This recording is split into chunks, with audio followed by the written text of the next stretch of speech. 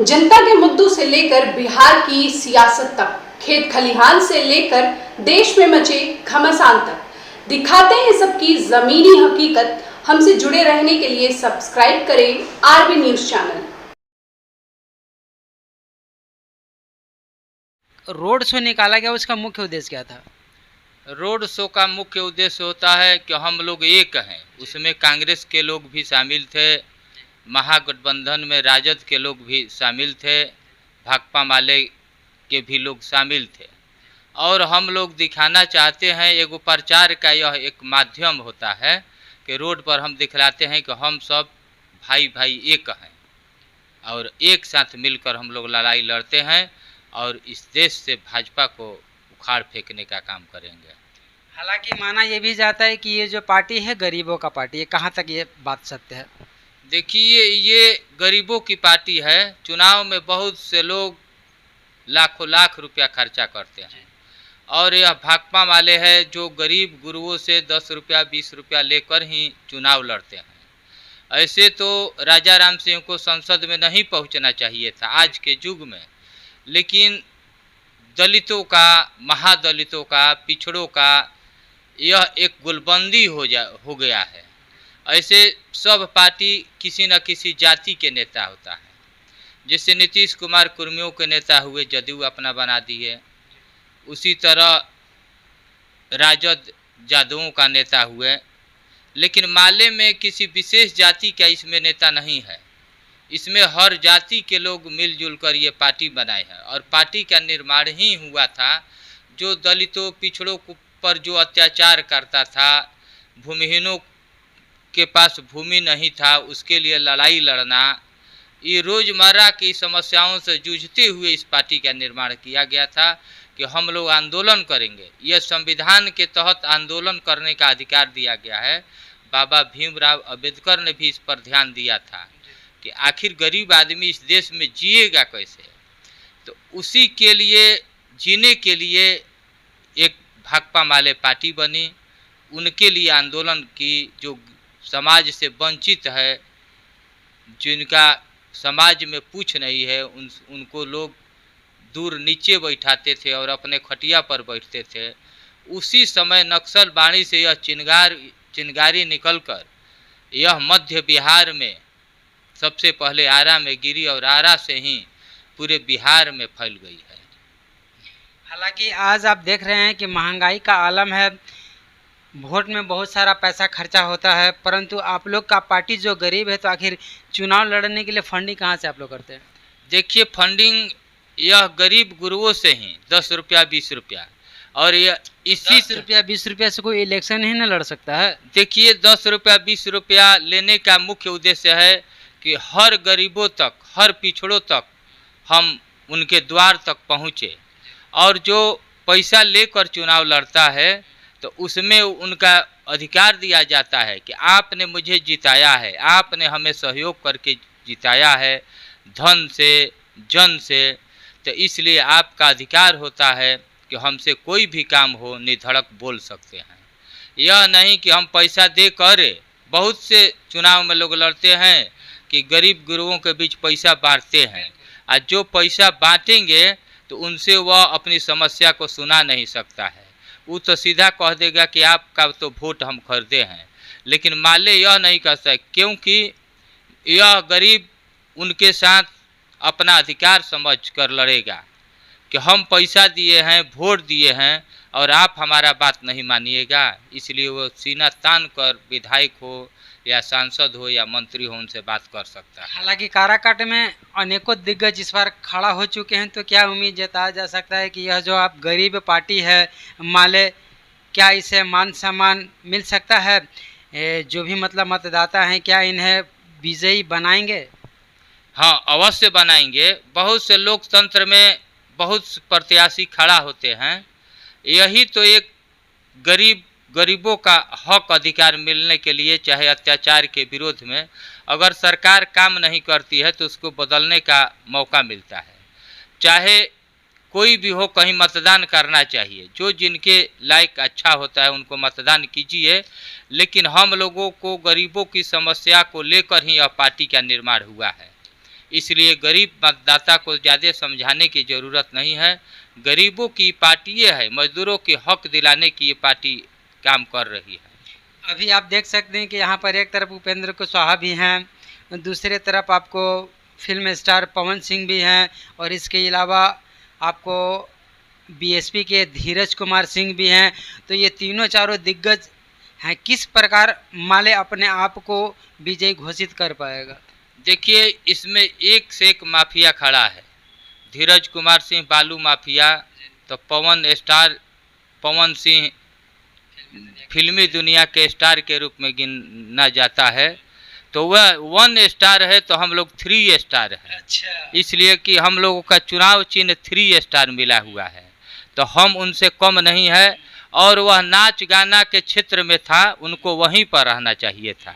यह लोकतंत्र में वह गरीबों के बीच में तो रहा नहीं, एसी रूम में बैठकर हवा खाता रहा। लेकिन यह हम लोगों का विधायक हो या सांसद हो या मंत्री हो, नीचे बैठकर गरीबों के बीच में ही काम करने वाला होता है। और बहुजन की जहाँ तक सवाल है कि बहुजन भी अपने आप को गरीबों की पार्टी कहता है, दलितों की पार्टी कहता है। लेकिन देखिए, जब महागठबंधन बन रहा था भाजपा के खिलाफ, तो वह उनसे अलग थलग हो गया। यह परोक्ष रूप से कहिए कि वह भाजपा को एक तरफ फायदा पहुंचाने का काम करता है, भले ही चुनाव अलग लड़ता है। तो वह लोग गरीब समझ चुके हैं कि बसपा है जो गरीबों का हित का काम कभी कर ही नहीं सकता है। जहां उपेंद्र कुशवाहा का तो कोई और छोर नहीं है। कभी जदयू में विलय करते हैं, कबो निकल जाते हैं। यह तो समता पार्टी, राष्ट्रीय लोक समता पार्टी, इस समय राष्ट्रीय लोक मोर्चा बनाए हुए हैं। इनको ये नहीं पता है कि दल का नाम चेंज कर देने से वह जानते हैं कि हम चुनाव जीत जाएंगे। लेकिन ऐसी बात नहीं है। दल का नाम चेंज करने से क्या, आदमी उसके गुण को परखा है। वह उन्हें मौका दिया था 14 से 19 तक, तो उन्होंने धरातल पर काम काज तो किए नहीं। तो क्या हुआ कि जदयू में मिल गए, उसके बाद उनसे भी हिस्सा मांगने के क्रम में वो हट गए। अब अपना अलग पार्टी बना दिए, राष्ट्रीय लोक दल से राष्ट्रीय लोक मोर्चा बना दिए। ये बहरूपिया के तरह काम करते हैं कि कैसे हम कौन सा उपाय भिड़ाएं कि हम सांसद बन जाए। बस यह लोभ ही हैं।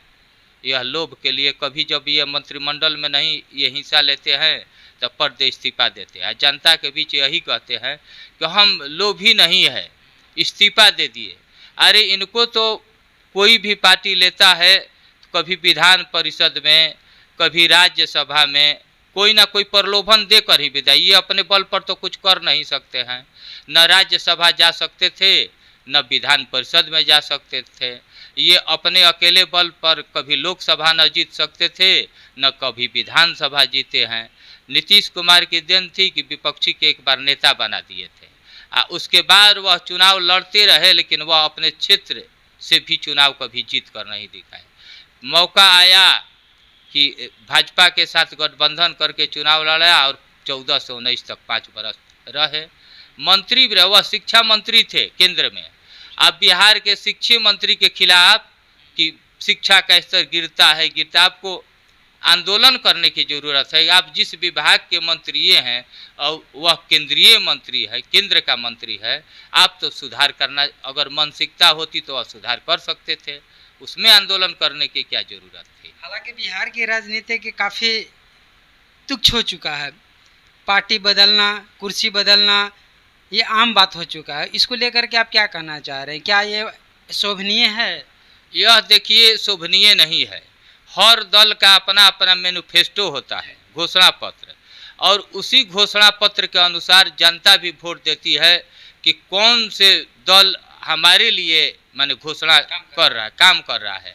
लेकिन आज हम यही देखते हैं कि राजनीतिक दल का कोई नैतिकता नहीं रह गया। कभी इस पार्टी में, कभी उस पार्टी में, कभी इस पार्टी में, कभी उस पर। एक बार अपना पार्टी में। हाँ, कभी नीतीश कुमार नैतिकता के आधार कहते हुए गैसोल में जब रेल दुर्घटना हुआ था, उस समय रेल मंत्री हुए थे कि गैसोल में रेल दुर्घटना हो गया, हम इस्तीफा दे दिए।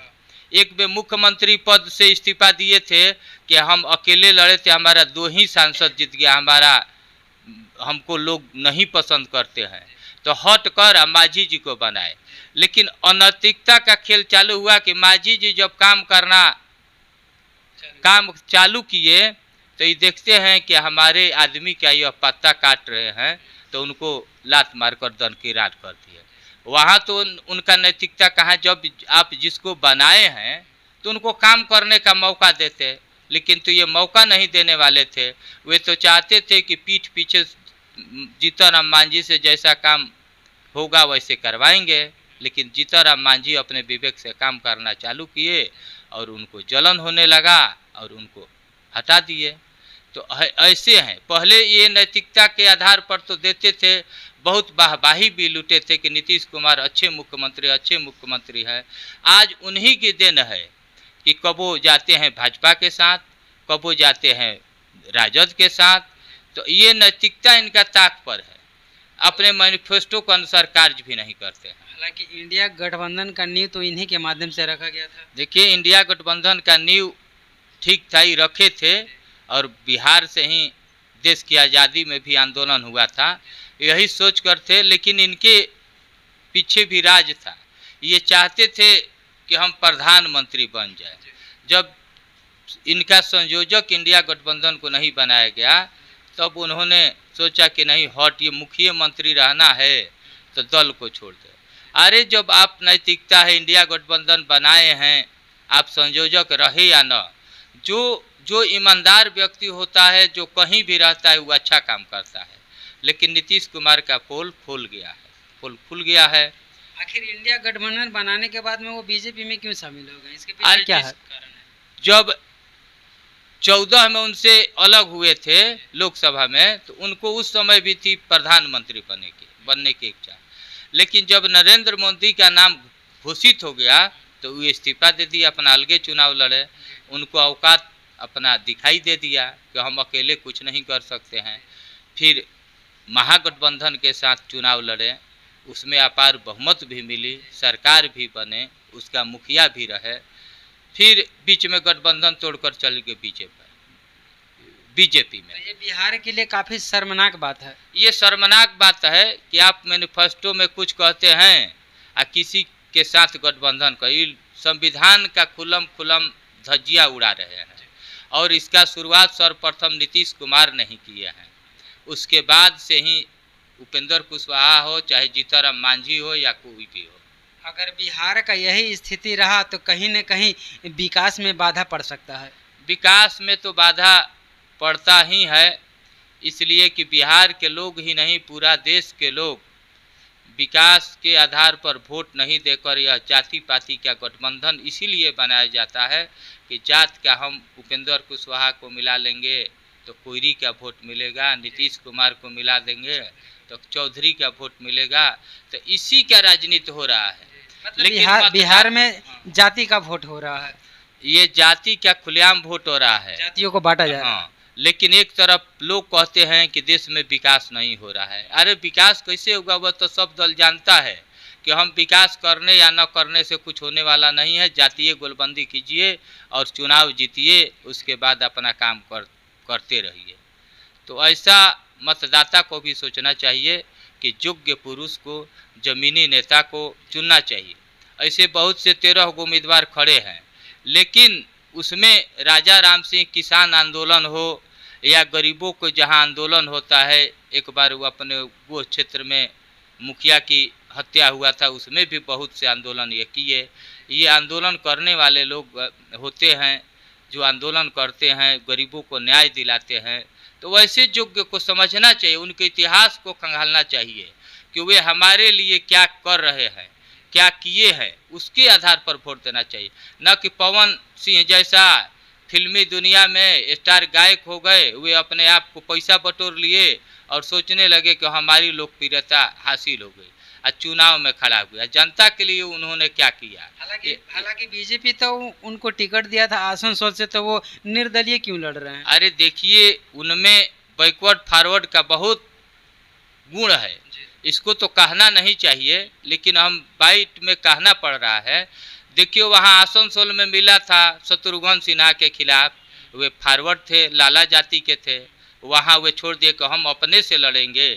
जब उनका हुआ आरा से टिकट तो वे कहे कि आरा में तो राजपूते जाति का है, राजपूत से हम लड़ेंगे। तो यहाँ पर आ गए सीधे लड़ने के लिए, पिछड़ा जहाँ था काराकाट में। आखिर बीजेपी यहाँ से टिकट उनको क्यों नहीं दिया? अरे बीजेपी नहीं दिया, ये लड़ गए। उनको तो जहाँ चाहती बीजेपी देती, लेकिन उनको था कि हम बैकवर्डों को कैसे नीचे गिराएं। यहाँ देख रहे थे कि उपेंद्र कुशवाहा और राजा राम सिंह में लड़ाई है, वे सोचे कि अरे इन लोगों को कैसे हम डैमेज करने के लिए वे बीच में टपक पड़े हैं। क्या उम्मीद जताया जा रहा है इस बार किसके बीच में टक्कर है? ऐसे तो ये त्रिकोणात्मक बना दिए हैं, आप जानते हैं कि जातीय आधार पर चुनाव हो रहा है, त्रिकोणात्मक बना दिए है। देखिए अब किसकी जीत होती है। ऐसे गरीबों के न्याय पसंद लोगों के लिए राजा राम जी लोकप्रिय नेता हैं। तो दूसरी तरफ पवन सिंह के साथ में वो लोकप्रियता है, वो भीड़ है, वो जन सैलाब है। अरे उनके साथ आजकल का नौजवान है, सेल्फी लेना चाहता है। हालांकि बहुत सारे स्टार प्रचारक भी तो आ रहे हैं, खेसारी लाल यादव भी उनके समर्थक में पूरी तरह से आ चुके हैं। अरे खेसारी लाल हो या अक्षरा सिंह हो, चाहे अनुपमा यादव हो, वो गायक का साथ देने के लिए आ रहे हैं कि गायक है पवन सिंह तो उनको हम जिताएंगे ताकि हमारा वर्चस्व रहेगा। तो ऐसी बात नहीं है। वह समाज के लिए अभी तक क्या किए हैं, जो उनके साथ या उनके प्रचार में किए हैं, उनको सुनाना न चाहिए। गाना गाते हैं, कबो देवी गीत, कबो कुछ गीत गाते हैं, लेकिन समाज के लिए कभी वह असामाजिक गीत, अश्लील गीत भी बनाते हैं, गाते हैं। तो उस समाज को बनाने के लिए कहाँ करते हैं, वे तो समाज को परोक्ष रूप से बिगाड़ रहे हैं। भले कहा जाता है गायक है, महागायक है, लेकिन समाज में देखिए कैसा ऐसा अश्लील गीत लिखते हैं। हालांकि वैसे बहुत सारे हैं, मनोज तिवारी भी हैं, निरहुआ भी हैं, इसके अलावा और सारे भोजपुरी स्टार भी हैं जो गाना के माध्यम से अपना क्षेत्र बना है और आज सांसद भी बने हुए हैं। सेल्फी लेने वाले जुआ उनके साथ होते हैं। मनोज तिवारी क्या है कि रिमोट से घूंघटा उठा दो। यह गाना अगर आप अपने परिवार के बीच में रहकर सुन सकते हैं, नहीं सुनते हैं। लेकिन लोग क्या है कि जितना ही अश्लीलता को परोसिए, जुआ उनके साथ हो जाता है। अगर जो नर्तकी अश्लील गाना नहीं गाएगी, उसको कोई ताली बजाने वाला नहीं मिलेगा। आज के परिवेश से ही गंदा हो गया है, और सब परिवेश को गंदा करने वाले सभी गायक होते हैं। अंततः मैं इस काराकाट पर आ रहा हूं, क्या उम्मीद जताया जा सकता है अगर अब की बार राजा राम सिंह लीड कर रहे हैं, निकल रहे हैं, जीत रहे हैं, उनको यहाँ की जनता वो ताज पहना रही है, तो क्या कुछ ये आपको युवाओं के लिए कर सकते हैं? देखिए राजा राम जी जब जीतेंगे तो ये महागठबंधन में एक बनेगा मैनिफेस्टो, और यह सरकार काम करेगी, बेरोजगारों को रोजगार दिलाने का काम करेगी।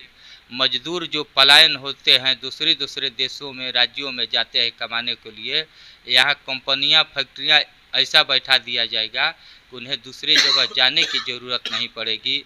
किसानों के लिए तो आप जानते हैं कि जब 13 महीना आंदोलन हुआ तो उसमें भी राजा राम का मुख्य भूमिका था। किसानों के लिए भी काम करेंगे। ये ज़मीन का नेता है, ज़मीनी नेता है, वह सबकी समस्या को समझते हैं। यह कोई पूंजीपति और बड़ा आदमी नहीं है, यह बड़ा आदमी नहीं है, गरीब है, गरीबों का दुख दर्द को ये समझते हैं। अब ये तो आने वाला समय ही बतलाएगा जब ईवीएम का पिटारा खुलेगा और पता चलेगा कि कौन सा प्रत्याशी काराकाट संसद का मतलब आपको सांसद बनते हैं, और जीतने के बाद में वह गरीबों के लिए, असहाय के लिए, मजदूर के लिए, युवाओं के लिए क्या कुछ करते हैं। अगर आप हमारे चैनल से नए हैं तो इसे सब्सक्राइब करना ना भूलें। मिलूंगा एक अगली वीडियो के साथ, तब तक के लिए जय हिंद।